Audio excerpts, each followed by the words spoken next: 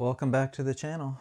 I am always happy to do an unpacking with you, and I think it's important when you're spending as much money as stackers spend that things are packed properly, the assumption being that's going to help protect the item.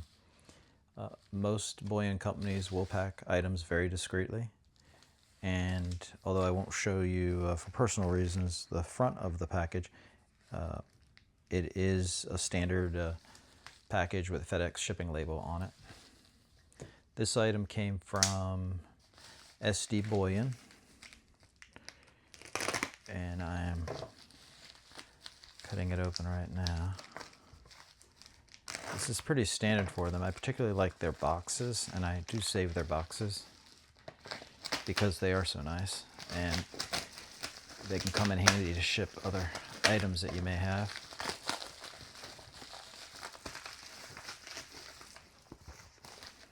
Okay, I'll discard that. They're very consistent. I will say I had a disappointing interaction with Bullion after having spent tens of thousands of dollars with them in a very short period of time.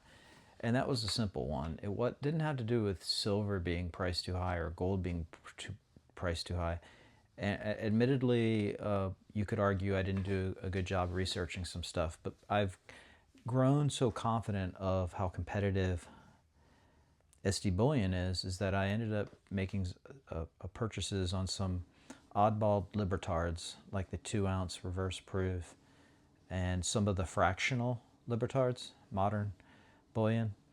And I then, as soon as I placed the order, found a couple other sites that were under $8 to $10 cheaper on a couple of the items. Now this was a small order. It may have had 5 items in it, and the amount of money total, maybe it was only $20, $30 that I was out in terms of like feeling like I got overcharged. But I did make a call immediately, and I was told, emphatically, more than once, that there was nothing that they could do other than refund me with a 10% restocking penalty. Now this is something where the ACH hadn't gone through. It would still be 7 days before they ship it.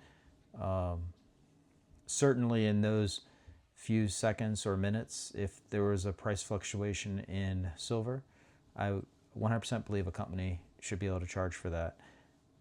I was hoping they would look at my past history and see that I've spent quite a bit more money, and at least honor the fact that Bullion makes a point of essentially saying that they have some of the best prices, lowest prices on different items.